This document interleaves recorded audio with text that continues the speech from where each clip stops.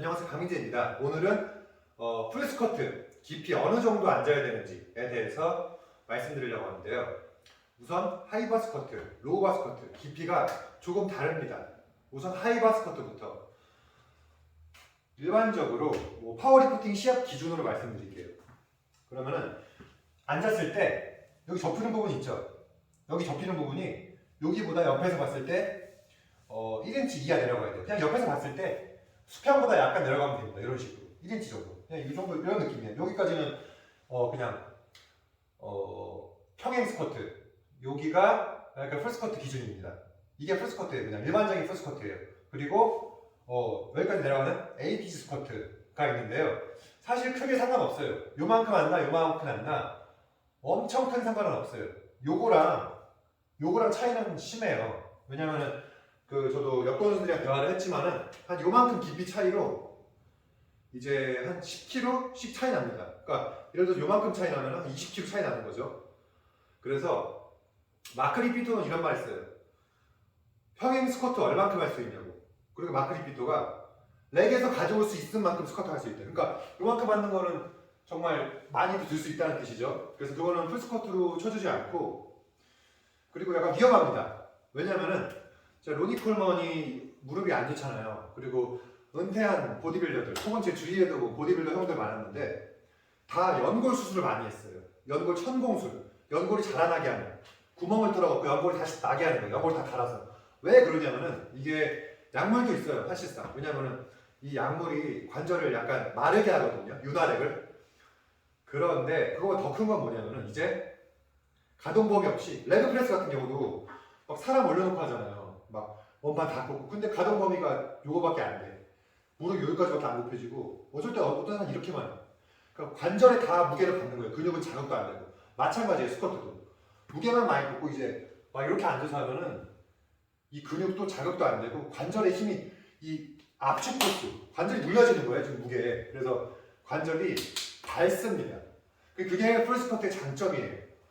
많이 앉으니까 무게가 줄어들 수밖에 없고, 그리고 근육은, 대부분의 근육은 늘어났을 때 반응을 합니다. 예를 들어서 그냥 극단적으로 내가 지금 300kg 쥐고 있는데 이렇게 하면 어떻게 될까요? 운동이 될까요? 안 됩니다. 푸시업도 마찬가지로, 벤치프레스도 마찬가지로 깔짝대면 운동이 안 돼요. 왜냐면 근육이 늘어나야 되기 때문에 늘어날수록 반응을 잘합니다. 거의 대부분의 근육은 그렇습니다. 그래서 안전하고, 그 다음에 기준점이 있고, 또 이런 경우도 있어요. 스쿼트를 8개, 10개를 해.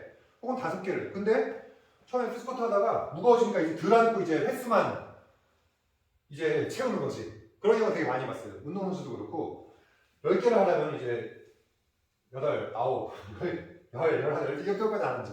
완전한 기준점이 없는 거지. 근데 풀스쿼트는 이제 저도 영상으로 맨날 촬영해서 보지만은 옆에서 봤을 때 이게 내가 덜 앉았는지, 이 무게가 나한테 적당한지 등을 알 수 있습니다. 그래가지고 아까 말씀드린 거, 요거랑 요 그냥 기본 풀스쿼트랑 ATG랑은 저도 해봤지만 큰 차이는 없어요. 아주 큰 차이는. 무게가 아까는 차이가 있겠지만은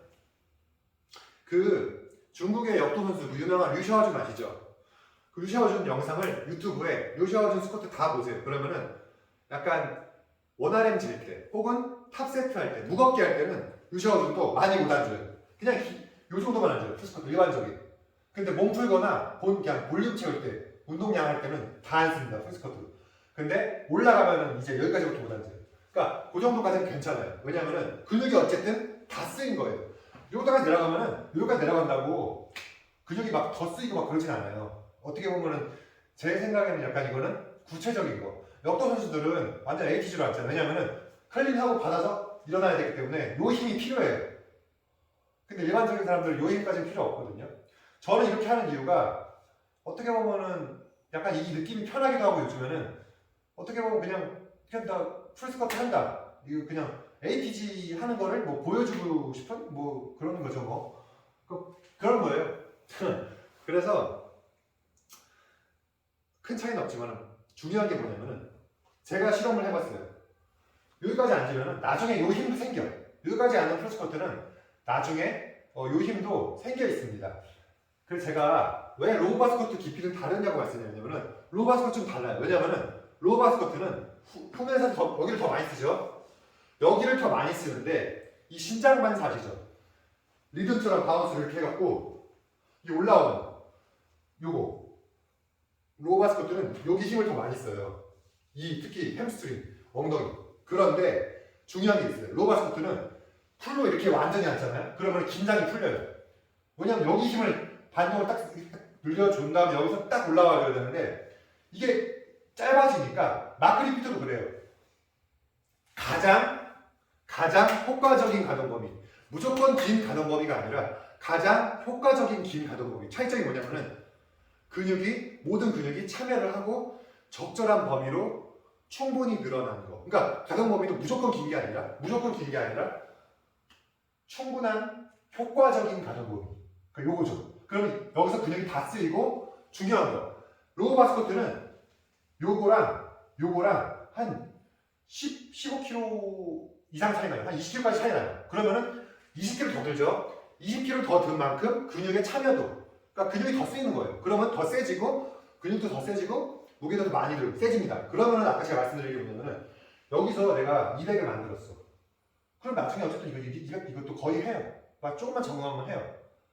거의 모든 포지션에 세지는 거예요. 그리고 마크 리피트가 항상 말하는 게 뭐냐면은 네가 힘이 세지면, 네가 효과적인 가동 범위로 힘이 세지면 어떤 관절의 각도에서도 힘을 쓸 수 있다. 무슨 얘기냐면 이렇게도 쓸 수 있고 이렇게도 쓸 수 있고 다 쓸 수 있는 거예요. 요 정도 근육이 다 참여가 됐으면.